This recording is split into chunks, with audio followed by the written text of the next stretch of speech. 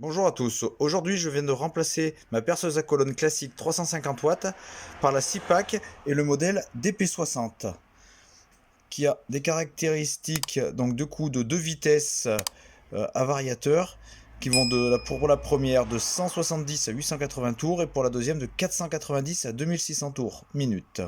Elle a une puissance de 710 watts, un mandrin où on peut mettre des forêts jusqu'à 13 mm, donc les deux vitesses, une profondeur de perçage de maxi 100 mm, un support qui fait 35 cm par 30 cm et un poids d'environ 10 kg. Ce modèle, je l'ai acheté à Carter Cash au prix incroyable de 102,50 €. Alors qu'on la trouve sur le net aux alentours de 180 €. Le moins cher que l'avait trouvé, c'était 150 € en promotion. Passons maintenant au déballage.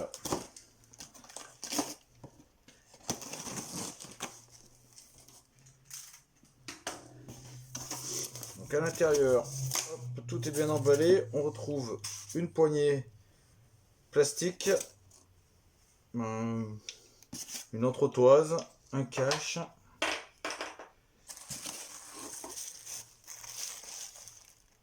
une notice d'utilisation en diverses langues. Donc la notice était déjà déballée, bon c'est bizarre, comme si ça avait déjà été posé. On retrouve le support, un beau support.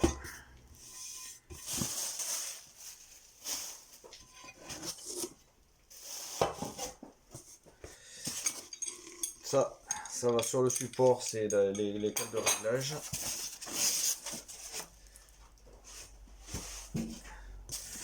On retrouve donc le petit étau automatique.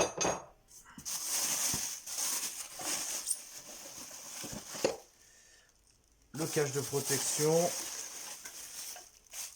le volant, quelques vis avec une clé, la jauge de profondeur,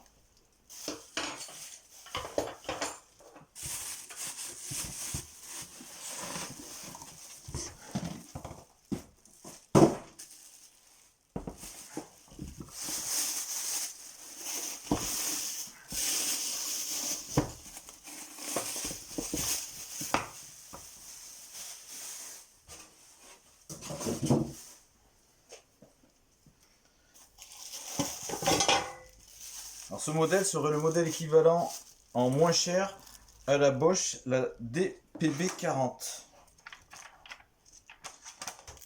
Alors au niveau du montage, est-ce qu'ils nous disent quelque chose?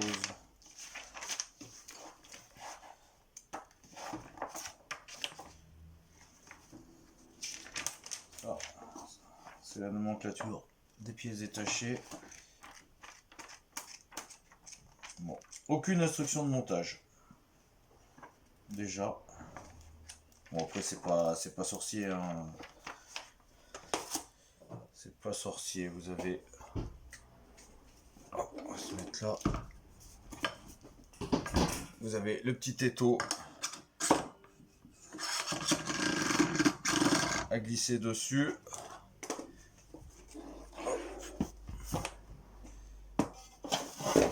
Vous avez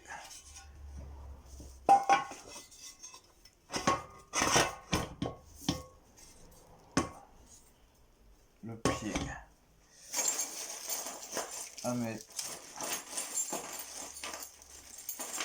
et à visser par les deux vis se trouvant à l'arrière.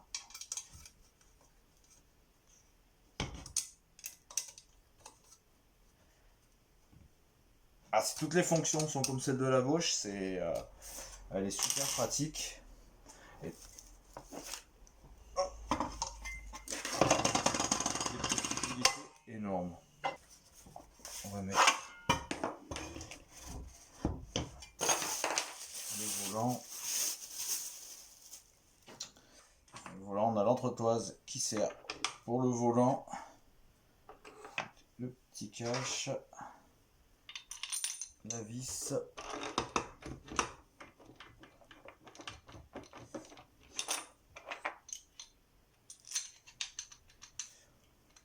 Il y a un petit peu de jeu au niveau de l'entretoise, mais une fois vissé, ça devrait passer.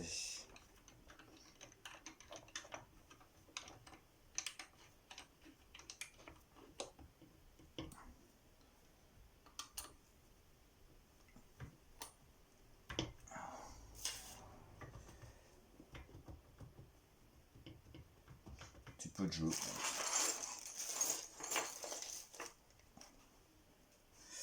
Après, hop. Vous avez la petite manette et la jauge de profondeur qui se mettent ici.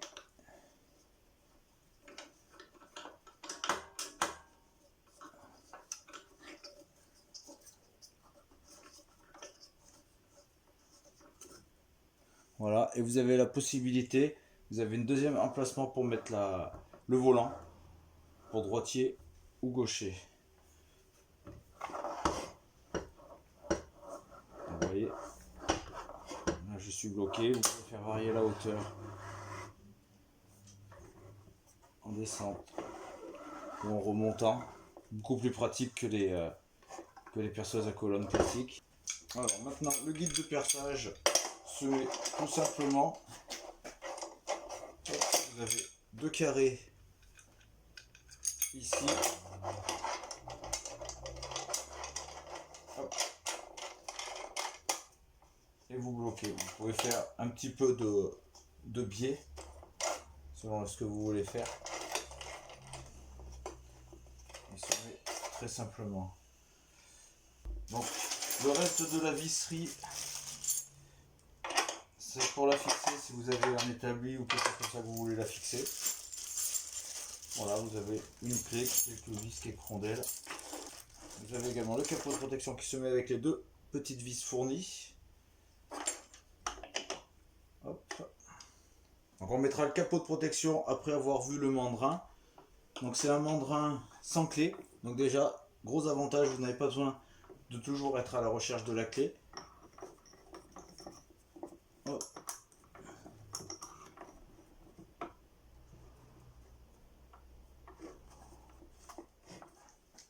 Il y a une bague de blocage juste là pour verrouiller.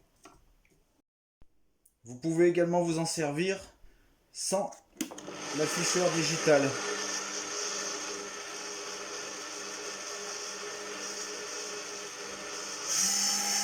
Tout fonctionne.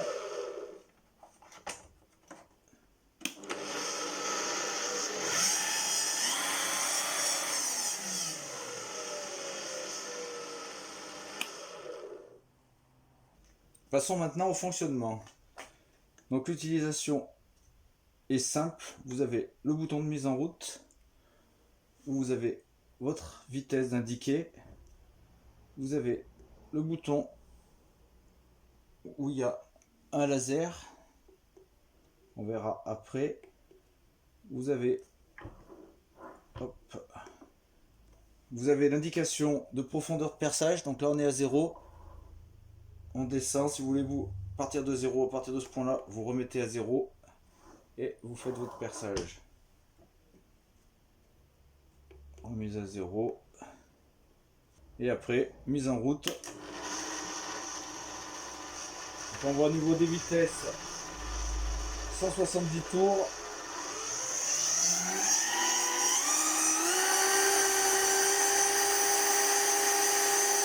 890 tours.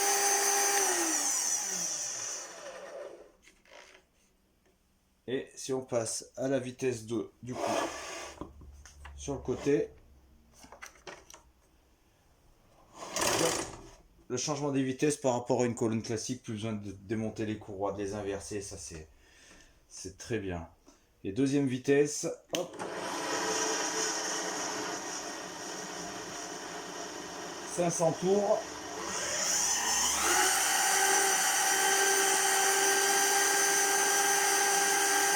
« 2590 tours.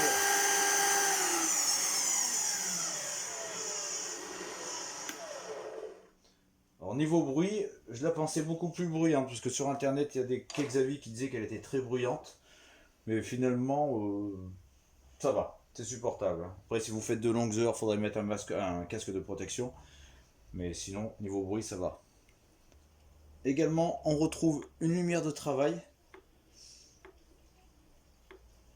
qui, on va voir à l'essai, n'a pas l'air très très puissante. Hop. Donc on va essayer de percer un chevron de palette.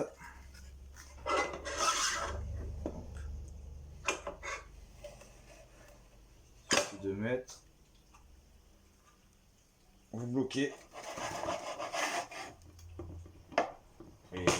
et c'est serré. Alors on va passer, hop, lumière de travail. Bon ouais, ça éclaire un petit peu, mais pas le plus violent. Le laser, on va voir si... Bah, le laser est très bien calibré, à ma grande surprise. Je ne pensais pas qu'il serait aussi bien calibré que ça. Et on va faire un perçage à 8 mm. On va approcher un petit peu là le forêt, donc rien de plus simple, vous dévissez, vous descendez, vous resserrez. Donc on reprend notre butée, on se remet à 0 et on y va. 8 mm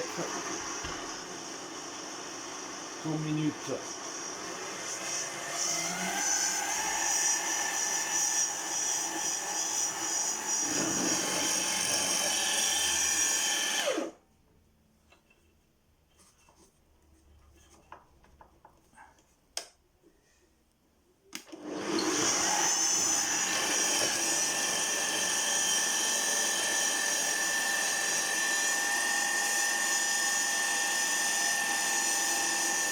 Si je veux 60 mm, il faut régler.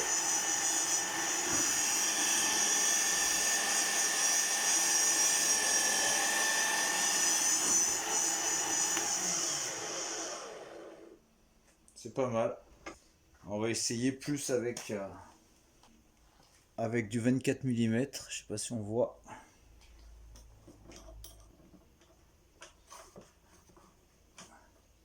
Hop.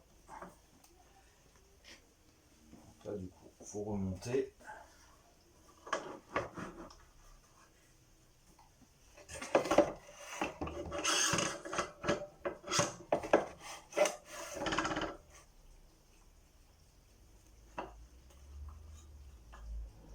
On serre.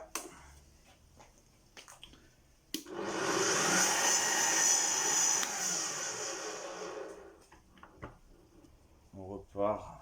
Ah là, ça va être un peu faussé la profondeur vu qu'il y a le pic, mais c'est pas grave. On peut voir que le pic il tombe bien au niveau de la croix du laser. On remet à 0.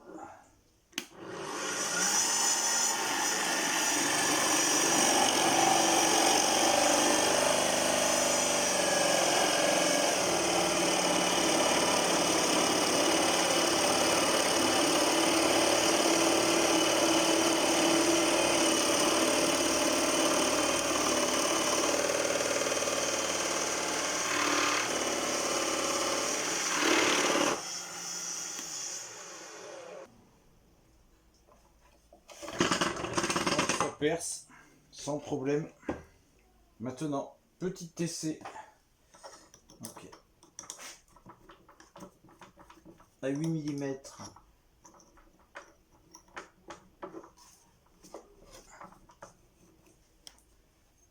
Dans un tube acier.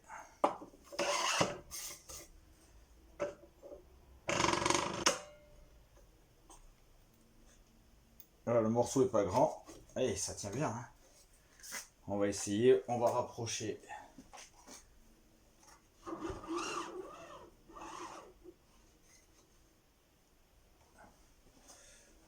Hop. On va passer en petite vitesse.